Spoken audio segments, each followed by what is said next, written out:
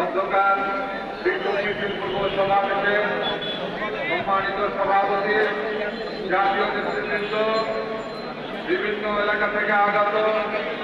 ভাইরা, সাংবাদিক বন্ধুগণ, আসসালামু আলাইকুম ওয়া রাহমাতুল্লাহ। সংগ্রামী বন্ধুরা আমার, ডাক্তার ইউনূস যেদিন লন্ডনে ছুটে গিয়েছিলেন তারেক রহমানের কাছে, সেদিনই বাংলাদেশের